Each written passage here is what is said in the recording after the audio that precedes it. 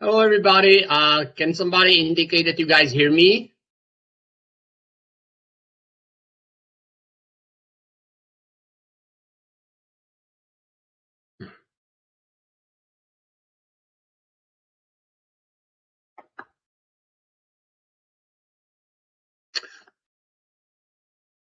Hello, guys. Can you write in the chat if you hear me, please?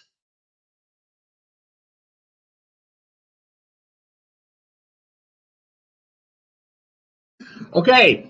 Okay, very well. So it's 2 p.m. So let's get started. Welcome to my talk.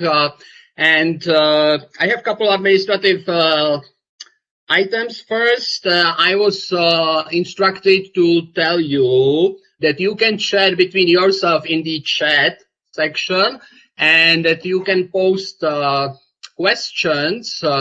That you can post questions for me in the Q&A. I will not be monitoring the chat section because I only got one brain, and when I am talking, I cannot be reading. And I will take the questions from the Q&A at the end of my talk. So, okay, so let's get started. My name is Pavel Pinkas, and I am originally from Prague, from Czech Republic, if you are wondering about my accent. But don't worry, just like my students, you will get used to it. And I was asked by NAR to give the presentation, How to Win TARC. And my answer to this is, I certainly wish I would knew how to win TARC. But instead, I can be talking about my 17 years of mentoring TARC and the lessons that were learned during that time. So as a case study, I will use the Madison West Rocketry, which is a rocketry program associated with Madison West High School, which is in Wisconsin. It is in Madison, Wisconsin. And the program started in 2003. Their first TARC season was 2004. And it's going strong for 17 years. It was started by my son, who asked me, Dad, can you come and help us for 5 minutes with this rocketry program? Well, 17 years later, I am still here while he's already a doctor, married, and has 2 children.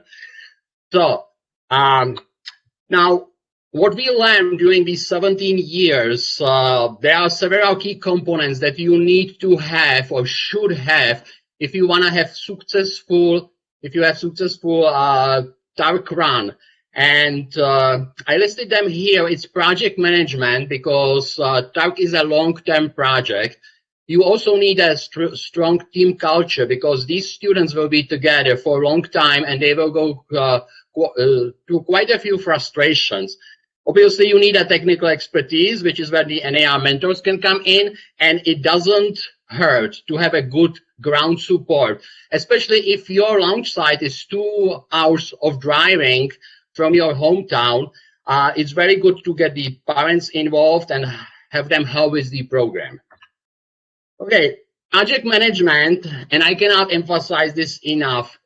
TARC is a very long-term project, and the initial enthusiasm will run out quite soon.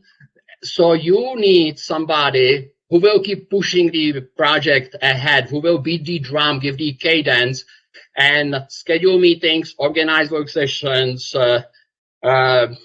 take care of fundraising, plan the launches, and especially the rain days, because weather will not be helping, and also handles the purchasing and ordering of materials, because that's not a simple task either. So that's the first thing that you need to have. You need to have a project management. Many TARC teams will start with great enthusiasm and don't even make it to qualification flights, because they fizzle out. When it comes to financials, it costs money to build and fly rockets, and the more test flights you want to make, the more money you will need. And so it's good to have some fundraising plan in place. Madison West has no industrial sponsors, but it performs 6 to 8 weeks of raking service and the artwork service in the fall. And that's good for several things. It teaches the kids that they can make money by honest work. and it gives them very good name in the community. And once the parents see that kids can work this hard, they are more than willing to donate to the club on their own. Once moment we start new students, we get them involved in public outreaches, and there are several opportunities for public outreaches that are in Madison. Madison has centralized structure for scientific outreaches. Kids can go to public schools, or they can participate in outreaches organized by Madison, UW Madison. And again, it fulfills a couple of roles. It gives the kids a good name in the town, and it gels the teams together. So the kids get to work together, and after all, it's better than be outside in the cold weather raking. So people often ask me, what is it to be? What is the typical schedule for our for the members of our club that participate in TARC? So on Monday, they have 1 hour organizational meeting. That's usually during school hours, usually during lunch hour. Obviously, now everything is different. And on Friday, we open the workshop. We have a workshop. We open the workshop for 2 to 5 hours of time. And kids can be building rockets, repairing rockets, preparing for the launches. The practice launches are usually on Saturdays because Madison West piggybacks on the local launches in the area. And Sundays are usually for outreach events or fundraising events. But sometimes if there's a launch on Sunday, obviously they will launch on Sunday. Now, 4 days a week, that's quite a bit for an extracurricular program. So I tell every student that they don't need to be at every event, but the team needs to make sure that they cover the events, and especially that they do not miss the launch windows, because launch windows are not easy to come by. Okay, now when it comes to technical expertise, it's my experience with the teenage students that teenage students like to do everything from scratch. When they start their own website, they'll try to write pure HTML. So they are not. So I'll try to convince them not to reinvent the wheel.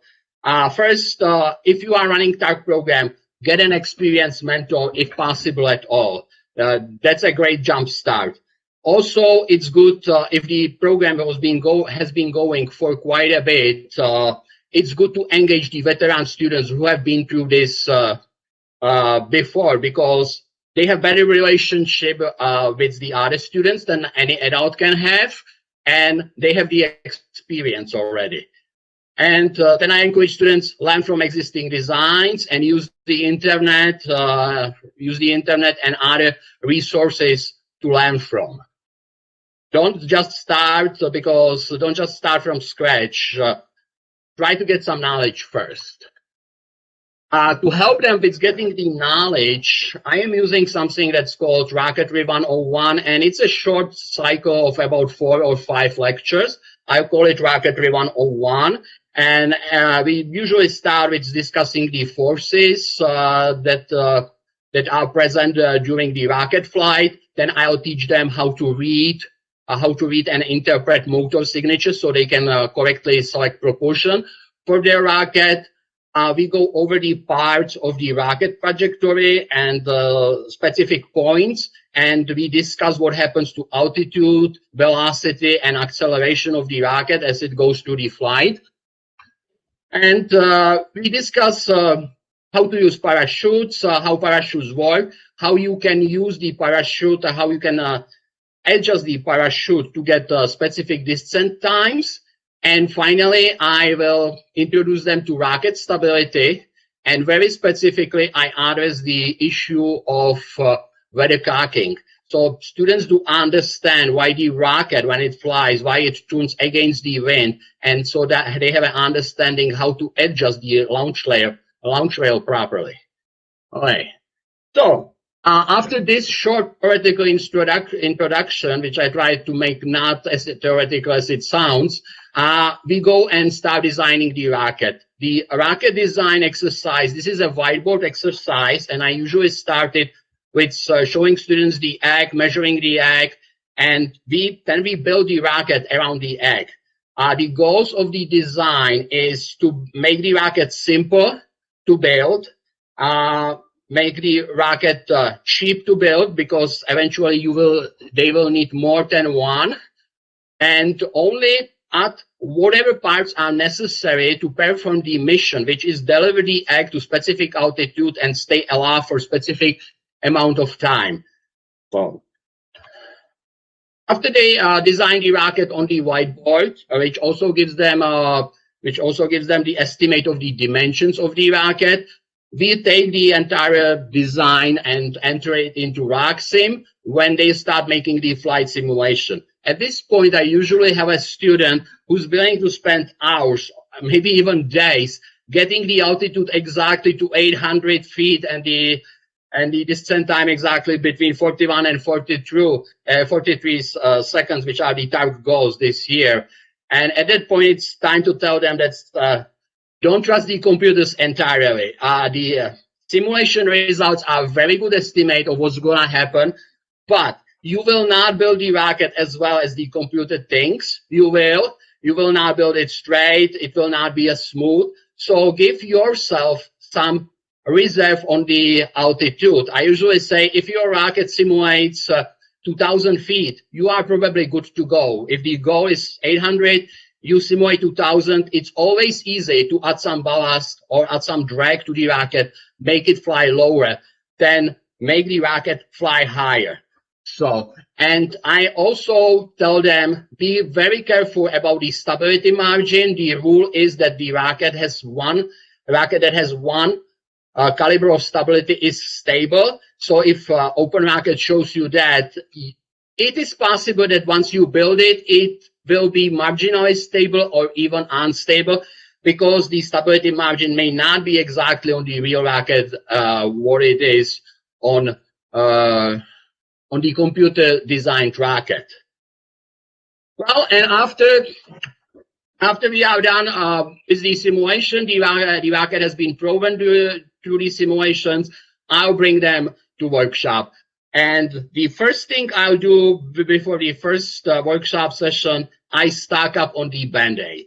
Because these kids are smart, they can play instruments, they can do artwork, but when it comes to box cutters and X-Acto knives and other tools, we will need the Band-Aids really soon. They will find really quickly how sharp these things are. Well, in workshop, we teach them how to cut tubes, how to cut fins, how to glue things together, how to use glues.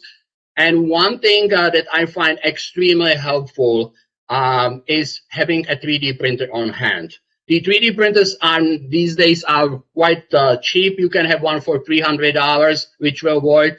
You can produce parts which are, for example, I think it costs us about 3 cents to print a gram of material. So if I print a 100-gram nose cone, it costs me $3. If I buy the nose cone, it costs me like between $8 and $15. And also, obviously, 3D printer, if you need to make the part again, you just hit print and wait. You don't have to be in the workshop. You don't have to be sanding, cutting. Like I say, these kids are very smart, but when it comes to glue something in right angle, it can be a problem. So 3D printers are great help. I highly recommend to every program to get at least one. Okay, when we start building the rockets, I encourage students to think of it as a procedure.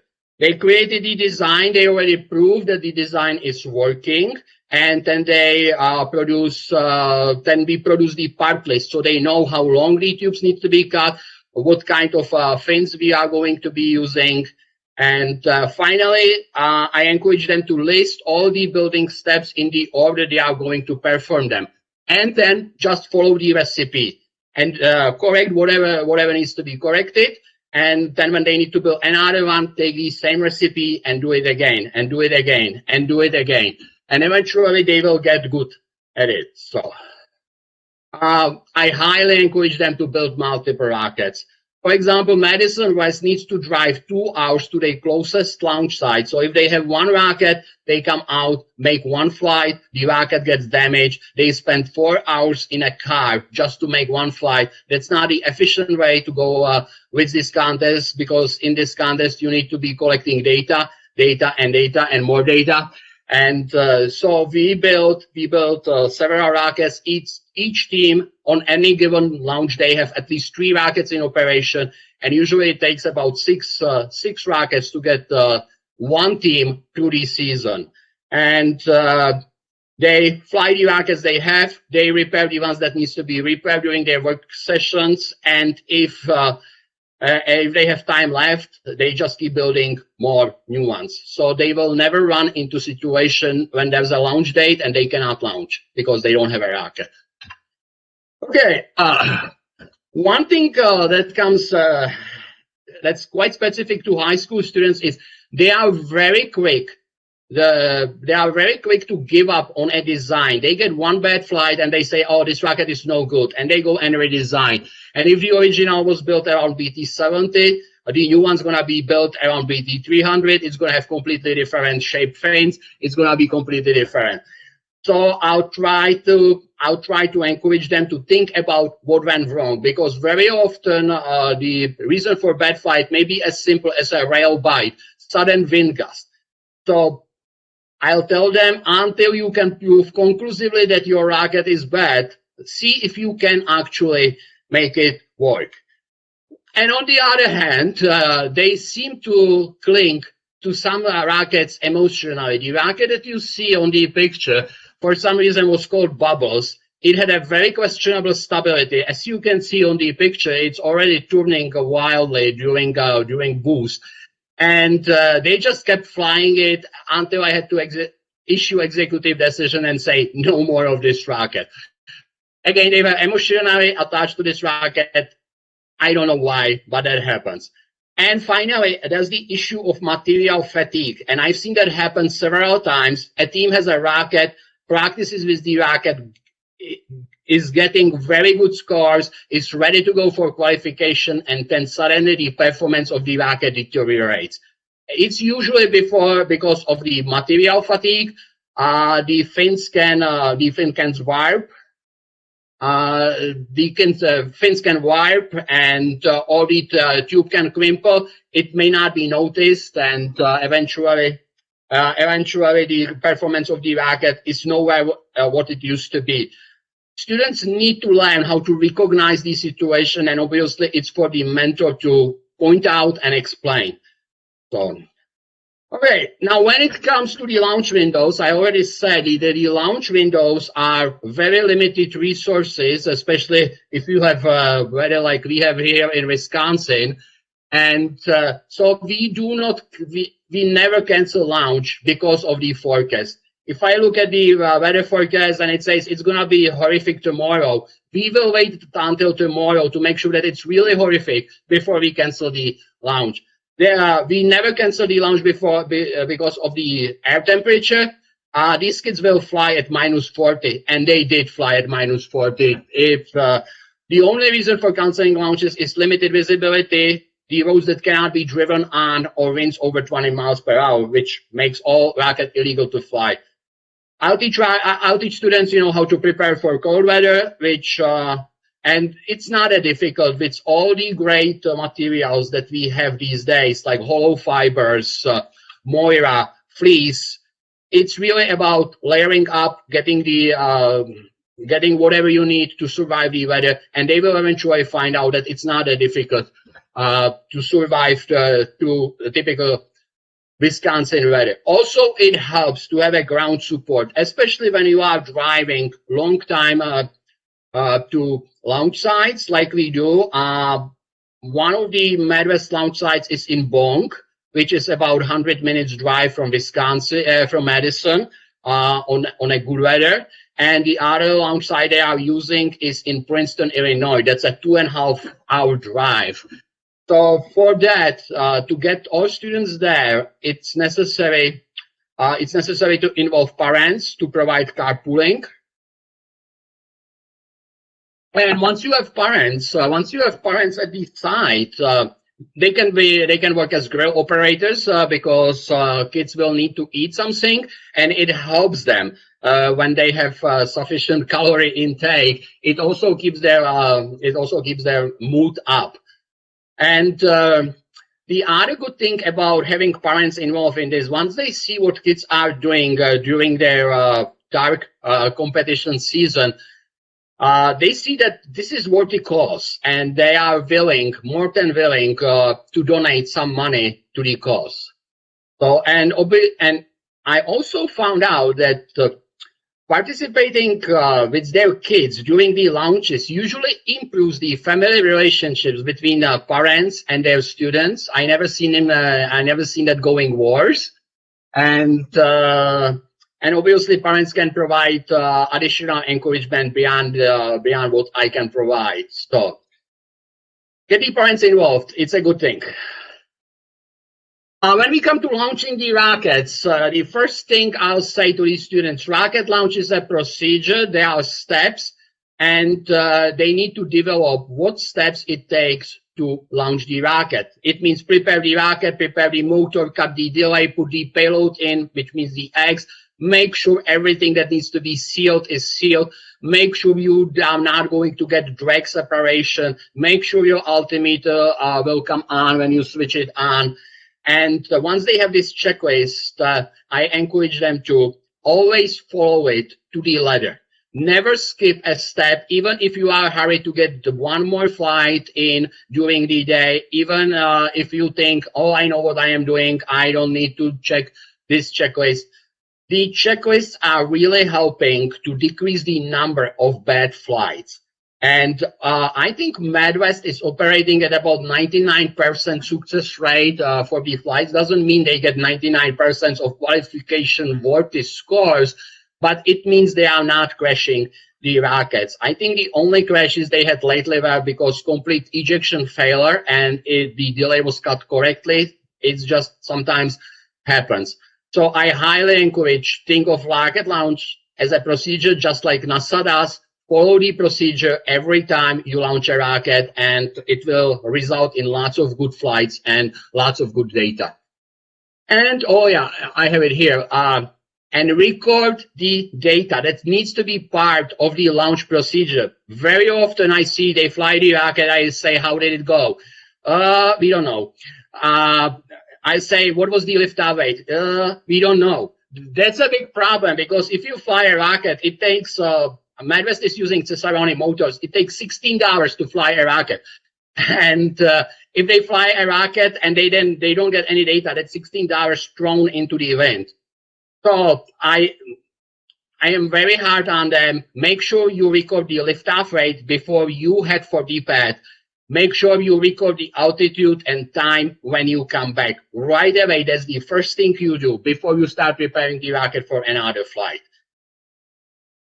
Okay, get good scores and get good scores often. MadWest is using what they call launch day thumb rules, and that's like there's just few good rules that they use. First, they keep the records for each rocket, what is its optimum liftoff rate, what is the motor that flies on it, what is the delay setting they need to use. They keep it together with the rocket. Usually it's in a form of post-it notes or it's written on the rocket, and they update this information as it needs to be updated, but they keep it with each rocket so they know how to set the rocket out of box for a good flight. Also, as they start recording data, they start developing correlations, and the important correlations are, if I add 1 gram of ballast, what it's gonna do to the altitude, what it's gonna do to the flight duration. These correlations do change little during the year, but eventually they will come to some numbers they can use. And of course, it's all just the original estimate, just the initial estimate, but it helps them to get within the scoring region, and something that that would get them into finals quite quickly, and retain that knowledge and retain it together with the rocket.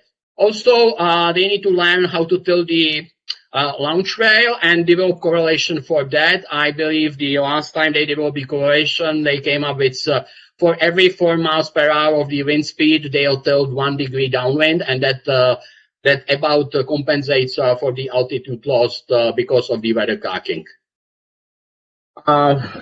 Once they get the first flights in, and then I encourage them to start producing data in a serial fashion, streamline the procedures, get as many flights as they can, basically end up with an empty box of motor at the end of the season. And because the data is what makes you successful in this contest. And I encourage they split the teams. They start with a team like of 10, then the team splits into sub-teams of 2, 3, or 4 people, and each sub-team operates 1 rocket during the day. They keep collecting data, taking care of the rocket. Obviously, if the rocket goes bad, they'll pick another one and just keep flying. So we also try to optimize the procedures necessary for the launch. For example, we are in Wisconsin, and in Wisconsin, it's usually very cold. And to activate the altimeter, I have an example here. They use external switches for the altimeter on the rocket. So before the flight, they do not need to open the eBay, put a jumper on the altimeter, put it all back. That's pretty tricky to do in cold weather, especially when it's like -20. So they have an external switch, click it, the altimeter's running right now. So, and that's all that needs to be done to run the altimeter. To read the data when they come back, again, use the same switch.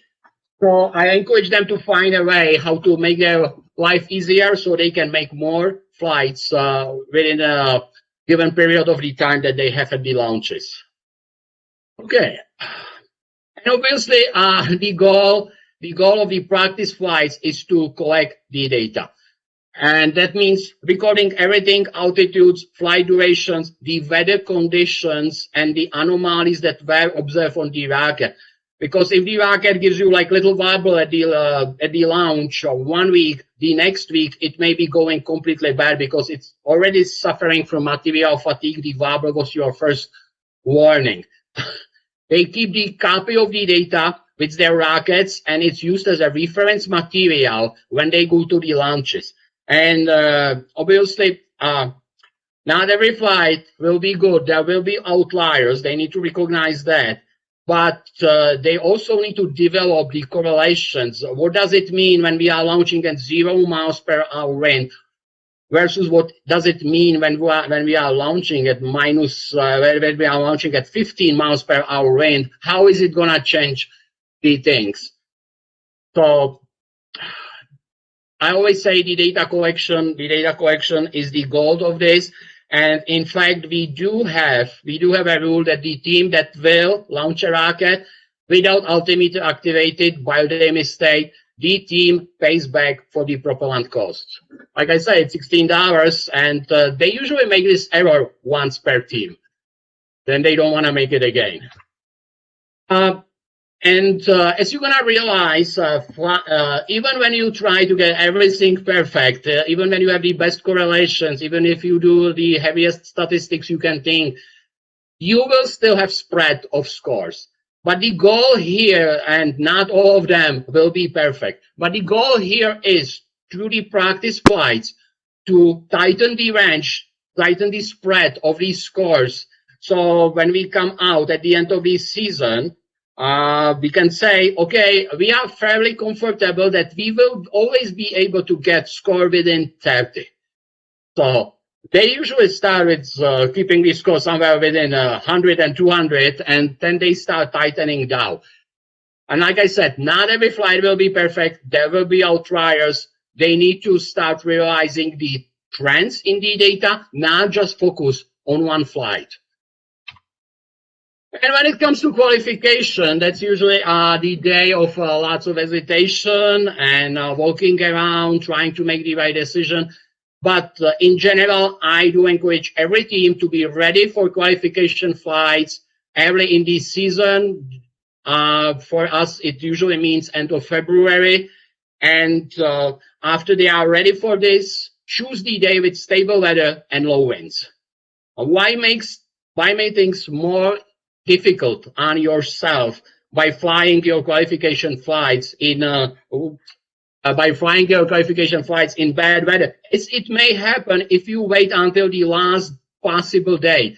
So be ready early. Choose your weather. That's a huge advantage. Then once they decide this is the day, they consult their data records, set the rocket to what they think is going to give them a good starting score. Following the launch procedures, they make a couple practice flights and lock on the target and then declare. And I often have to warn them, do not over practice. Do not take too many practice flights. If you got 3 good practice flights, what do you expect from the 4th one? So there's the issue of, there are 2 issues, especially in our geographical area. Well, the rockets are prone to material fatigue. So the more you practice, the better your chances that the next flight will be the bad one. So take 2, 3, and then go for it. And that goes for actually any geographical location. But in our geographical location, we have the problem with afternoon thermals, especially when we are flying in Princeton, Illinois, which is just bare soil. Around 2 p.m., we will start getting duration times between 90 seconds to 2.5 minutes very easily. So if the team goes for qualification, they should do it early in the day. And obviously, this may be different. In different locations. You need to adjust to your weather patterns. And one other thing is, once they get, if they make a qualification attempt and it's a good one, I say, why don't you just fly the same rocket again? Look for the damage, and if it's good, prepare it the same way you prepare the previous flight. Unless your weather changed, you are very likely to get similar results. So just go for it. Okay, so, and yes, this contest is supposed to be tough. It's not easy to hit the exact altitude. It's not easy to hit the exact duration. Obviously, it's rocket science after all, and kids will have some bad flights, and they need to learn how to deal with frustration. Yes, they will land fewer in a tree, especially if you are launching in Wong, and there will be also launches that will get canceled before of the weather. So everything needs to be planned with contingency in mind. And one thing that has been a very nagging problem in last few years is sometimes it's very difficult to get the propellant that you need. So I say, if you guys know what motors you want to be using for your rockets, let's buy in bulk. Let's buy 50 or 70 of them, and let's have them, because once other teams will start coming to the qualification flights, the propellant will just disappear from the market. That's a huge risk. Okay, well, and the final thoughts, I can only repeat what I said. You really need, for this project, you need to set a pace, and if somebody who's gonna keep the pace, who's gonna push the project along. It's important to encourage the gelling of the teams, because these students will be together for tough tasks, and they will be together for a long time. It's very good to get community involved. Community can make generous donations, and this is all very procedural. Just like NASA launches are just strict, boring procedures. Yes, procedures are boring. Procedures are annoying. They take long time, but you also get high level of success. I don't need to emphasize that the data needs to be recorded, because this is all about data, and that the correlations needs to be discovered and used. I also tell teams, expect that there's going to be complications. I tell every team crashes at least one beyond any repair, so be ready for that. And don't expect weather to be helping. Definitely not in the Midwest area. And control the aspects of the rocket flight that you can control, and understand what you cannot control, like the like the variance in the propellant amount, variance in the delay times, understand and try to adjust for it, even if you cannot control it directly. And always be one step ahead. So, and I believe that concludes my talk. I also need to tell you, this has been more about the management and organization part of the TARC. I also uploaded with the files for this session. I did upload another presentation which tells you more about the technical aspects, more about how to choose motors, how to design rockets, how to adjust parachutes. You can download it. I am being told you can download it. You can download it from this website. So, and okay, so questions. I'm gonna answer the questions. Okay, and you guys can ask more questions. Also, if you think about this and you feel like you would like to talk to me in more detail, my email address is on the first slide of this presentation, which you can also download, and then you can send me email and we can chat over email. Any reason you prepare Open Rocket over RockSim? Yes, there is a reason. It's called money. And actually, I wish Open Rocket had the possibility when you can override the coefficient of drag, because we use it with the student launch teams in the NASA programs, and Open Rocket unfortunately doesn't have it. But the Open Rocket can be easily downloaded, and it runs on Mac, it runs on Windows, it also runs in Linux after some tweaking. So it's and I know Apogee Components has special deals for schools, but there's a difference between click download or go through some procedure to get the software. So that's why that. But like I said, I like that RockSim has override of the coefficient of drag. That's a huge feature, and that's badly needed. So Jonathan Rains asked, I think I know you, Jonathan. You screamed at me at last TARC. So how did team come up with the concept of fin tabs? Wait a minute. How did team come up with the concept of fin tabs, and what kind of adjustments to the fin tabs are available as part of the flight tab? Okay, well, we've had this idea, the kids had this idea for a long time. When I told them about spin stability, they were like, wow, couldn't this help us?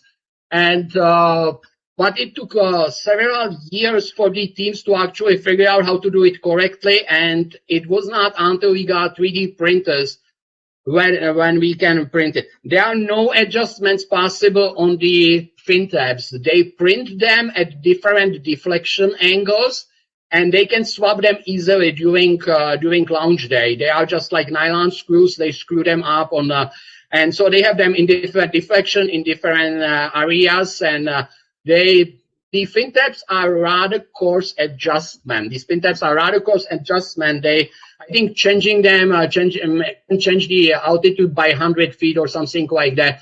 If you are going for fine adjustments, you want to use ballast. I think that's easier. But once the team figures out what spin tabs work for them, they'll just keep them on the rocket, or they keep records that for 0 miles per hour, we want a 35-degree deflection.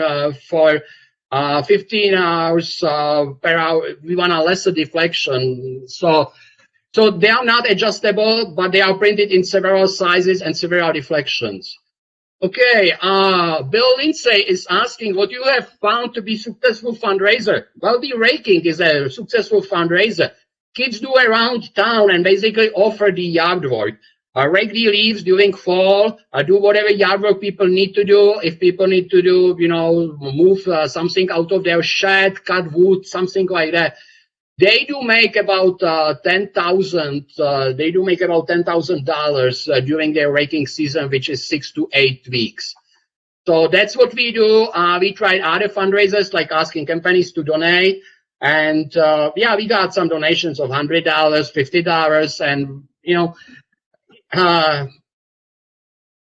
considering that for raking they get 10 grand, then that's the primary fundraiser. This year is big problem because of COVID they could not rake. So we are 10 grand down in our budget and pretty much flying on vapors. So that's what. Okay, why do you travel so far to launch? Daniel Wolf is asking. So, well, we don't have a school field. We don't have a school field. The fields, there's a great launch field in Madison, which is by the University Hospital.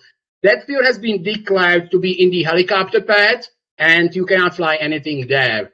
So that's why we travel to Bonk, and that's why we travel to Princeton.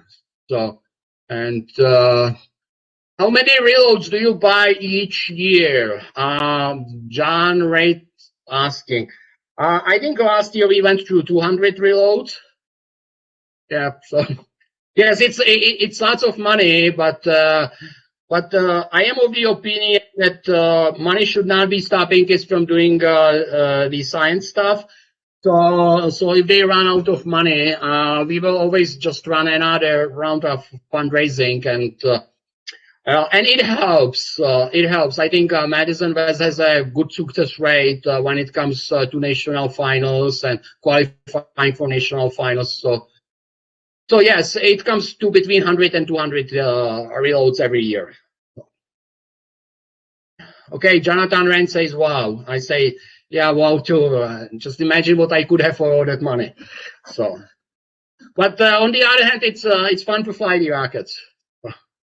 And so, anybody got any other questions?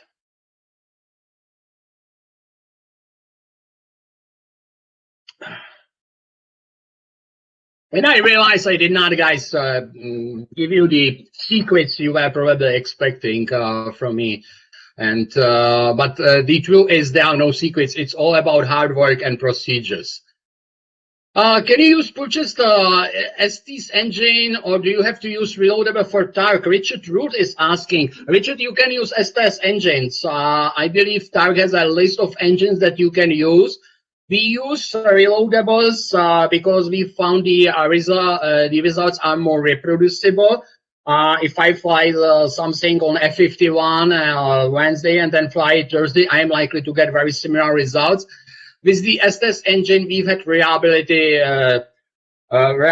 issues, and obviously the cost can be a big question here. So yes, there are teams that did very well with STS engines in TARC, and I just don't know how to do this. And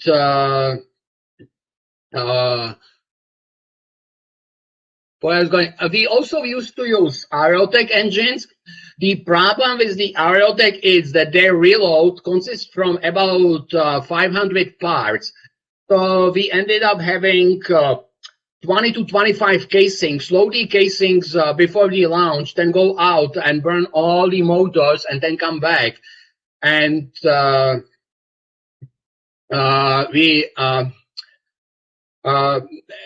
with the Cesaroni motors, they can be reloaded at the field and they can be adjusted at the field. Also, with Aerotech, we had delay problems, but anyway, it's you need to figure out what works for you and what you can afford within your budget. That's why you want to bring those parents to the launches and say, well, you could actually donate to the rocket science. Okay, Daniel Voss says good tips here. Pavel, we use most of these, but not all. Thanks for tips. Hi, Dan. I wish I could be back in competition, but these high school kids keep me so busy that I don't think I built a rocket in the last 20 years. So, but I fly them every week with them. Okay, Stuart McNabb, any advice for helping team that is starting late in the program, as is nothing happened in the fall? Well, I would say start this afternoon, and I would say look for somebody who has experience. I mean, get a mentor, get somebody who was in the program before. You can even email me if you have questions, because like I said, there are no secrets in this contest. So it's all hard work. So I can tell you everything. I can, even though kids told me, don't give all these secrets out. I was like, well, there are no secrets, guys. There's nothing to give out. So I would say starting late in the program, well, get started as soon as you can, build the rocket. Use whatever I was presenting about, use the other presentation I uploaded, try to learn from this, ask questions. This is not supposed to be easy. This is not easy, but it can be done. It can be done if you have a dedicated team. So, okay, any more questions, guys? Oh, I should be dismissing the questions, right? Okay, so I'm going to dismiss this one. I'm going to dismiss this one. I'm going to dismiss this one. Okay. Well, anyway, so we are 10 minutes early, so you guys can head back to the to your lounges for another beer-lofting. I miss those days badly. I used to compete in a competition rocketry as well on national level. And well, thank you for listening. And like I